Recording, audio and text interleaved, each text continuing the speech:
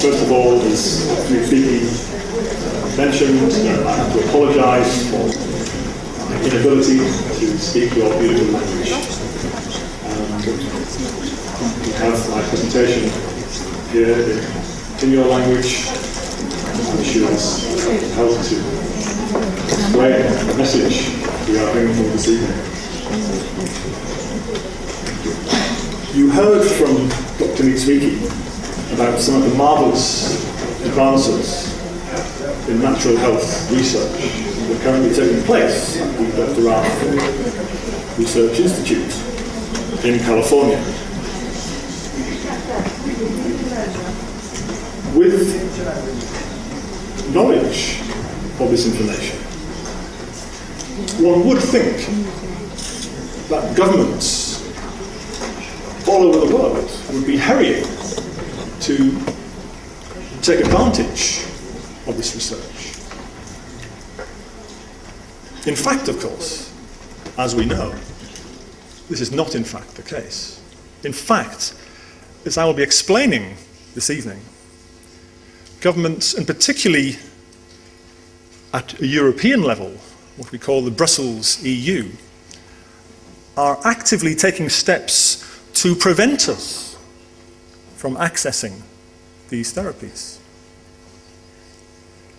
So my presentation this evening will describe some of the key threats to natural therapies. I will also explain where these threats are coming from and why. I will describe some of the historical roots of these threats. I will explain where in history the roots of these attacks on our health come from. And finally, I will expand on some of the ideas explained by Dr. Niedzwiecki in terms of ways in which you can help yourselves and us to fight back. So to begin, let's have a look at some of the key threats to natural health. I should say there are many, but there are three key threats in Europe that we need to be very aware of.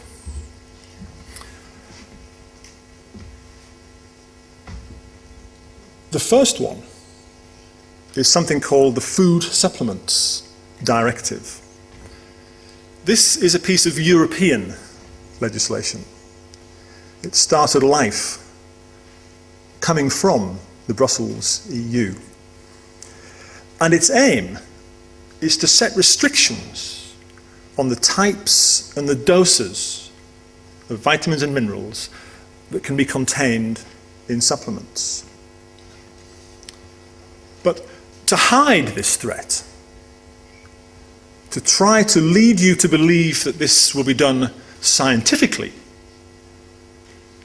the Brussels EU is pretending that there is a scientific method in place that will bring about a scientifically valid dose for each individual nutrient.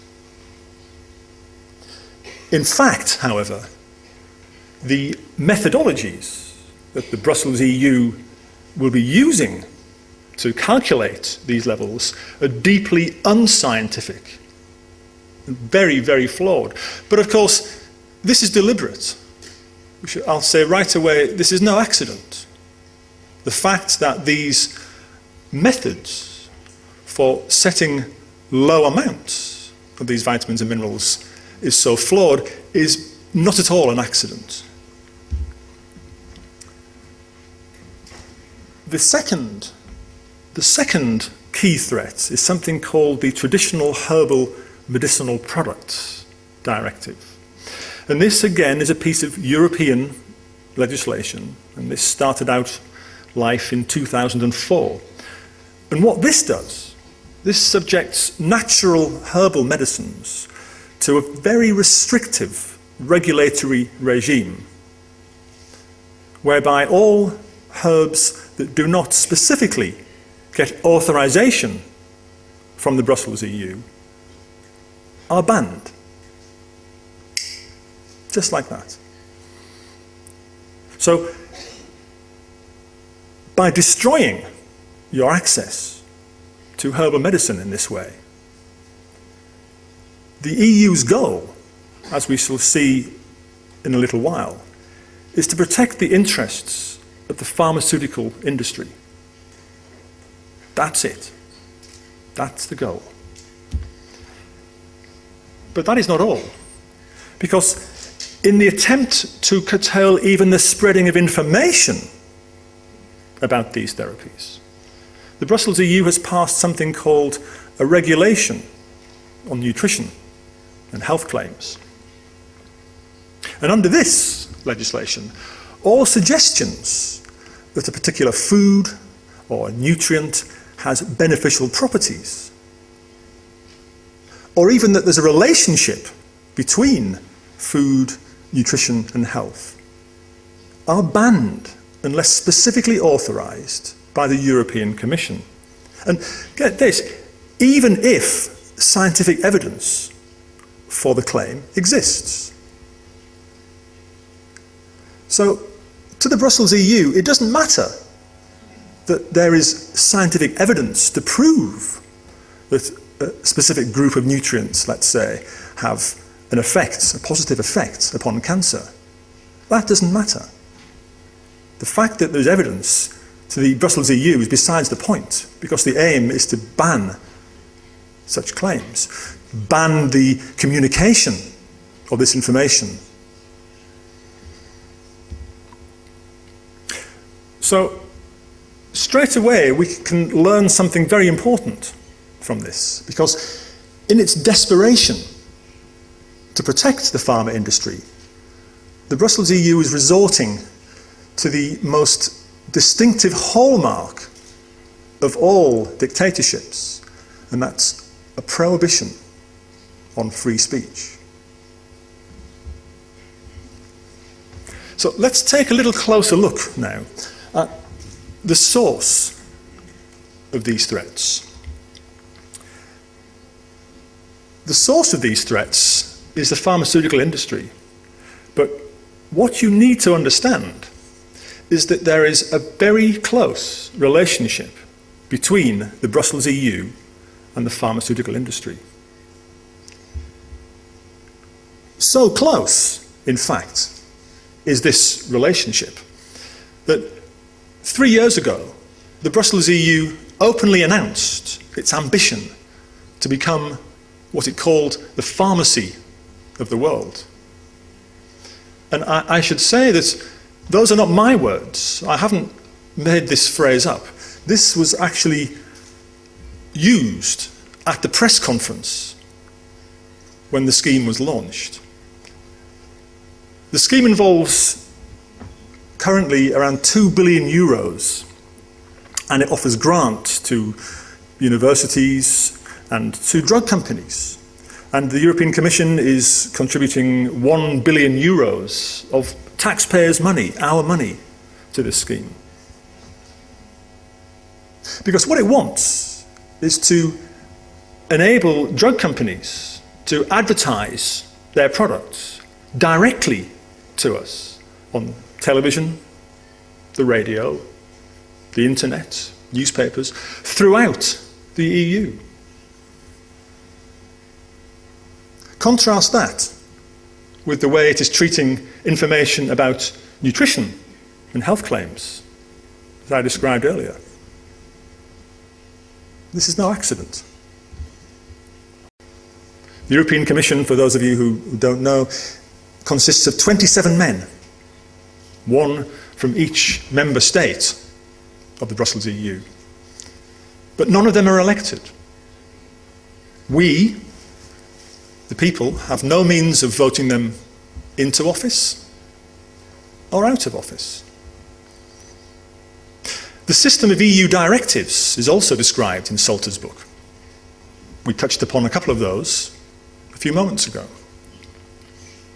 But perhaps most significantly of all, the finalisation of what was called the Master Agreement, which was governed details of any ongoing changes or supplementary legal agreements. Because almost 60 years later, this Master Agreement took form and shape in what we now call the Lisbon Treaty. We'll come to the Lisbon Treaty in a few moments, but there is further proof of the Nazis' intended war aims that emerged during the Nuremberg war crimes trial against I.G. Farben, which took place between 1947 and 1948. There were 13 trials at Nuremberg, and the trial against Farben was the 6th one. But it was almost certainly the most important one. The significance, though, of the Nazis' intended war aims here involves this man, Fritz Termeer. Because he was found, he was a senior director of Farben, and he was found guilty at Nuremberg of plunder, spoliation, and his counsel, his legal counsel, specifically stated that the concept of a total European economic area had shaped his client's, meaning Termeer, his client's aims. So what he was essentially saying was it was an attempt to defend Termeer against the prosecution by saying that, well, yes, but his goal was honourable. It was a goal for a total European economic area. It was a very flimsy, weak attempt at defence. But what it tells us is that the concept of a Europe described in Salter's book was no accident. It confirms that the aims of Termeer and Farben were to bring about the creation of this economic Europe rather than a Europe for the people. Termeer was responsible for some of the most despicable crimes imaginable. He was responsible for the construction and operation of the I.G. Farben factory at the Auschwitz concentration camp. He was found guilty of plunder, spoliation, slavery, and mass murder, and he was condemned by the court to 7 years in prison. But despite the appalling, truly disgraceful, unimaginable nature of his crimes, he was released after only 2 years. And in 1956, despite knowing that he was a convicted war criminal, the drug company Bayer appointed him chairman of its supervisory board, a post he went on to hold for another 8 years. But there's a lot more. The evidence of the Nazi roots, the Nazi origins in the EU, go much further, because there are things that the Brussels EU does not want you to know about its first president. This man here, Walter Hallstein, was the first founding president of the European Commission. Because before and during World War II, Hallstein was a member of official Nazi organizations. One of them, the Association of National Socialist German Lawyers, was founded in 1933, immediately after the Nazis had assumed power. 3 years later, in 1936, it was converted to the notorious Nazi Association of Law Protectors. Now, membership of this organization was restricted to those people showing uncompromising support for and participation in the Nazi ideals. Well, ladies and gentlemen, Hallstein was a member of both of these organizations. We know this from a memorandum sent by Hallstein to the representative of the Nazi government at the University of Rostock in Germany in 1935. You can see a copy of this and a translation in English on the right. But there's more. It wasn't just his membership of Nazi organizations that we can hold against Hallstein. We know a great deal about his personal ideology, and we know this from a speech that we refer to as his conquest speech, because The concepts and the aims described in this speech fit completely with the aims of the Nazi war machine and the creation of the Europe that we're talking about tonight. And the content of this speech, which I'll summarize briefly now, I promise you will change your perspective on the Brussels EU forever. A key aspect of this speech concerned what Hallstein misleadingly described as the link-up of Austria and large parts of what was then known as Czechoslovakia with Germany. Because rather than referring to these territories as having been invaded and conquered, taken by force, murderous force, he described their seizing as being part of, and I quote, the creation of the greater German Reich and the legal Germanization of the new territories. And he specifically said that the failure to create a unified legal system, now we know what that means, for Greater Germany was one of the unfinished tasks and failures of the Second German Reich. So that's the period in history at the end of the 19th century and the beginning of the 20th century that led to the First World War. He also described the legal process for the creation of this unified legal system as being the issuing of directives. Further proof, in other words, that the concepts described in Scholter's book were real. And revealingly, given that the rise, as I mentioned a few moments ago, the rise of the Nazis and the preparations for World War II had been financed by I.G. Farben, he described the creation of the Greater German Reich as being an economic event of sheer unimaginable consequences, which ties in again with what Tamir said, or his attorney said, at Nuremberg. But an economic event of sheer unimaginable consequences. Well, he was right about the second part, the part that the consequences were sheer and unimaginable. But the first, as I say, tying in as it does with the evidence from Tamir's attorney, given under oath at Nuremberg, tells us a lot. But the most shocking part, perhaps, of what Hallstein said in this speech was that one of the most important laws to be introduced in the annexed countries, the invaded countries, was the law for the protection of the German blood and the German honor. In other words, Hallstein was advocating the imposition of the Nuremberg racial laws as the highest priority. The Nuremberg racial laws, of course, excluded German Jews from Reich citizenship and prohibited them from marrying or having sexual relations with persons of German or related blood.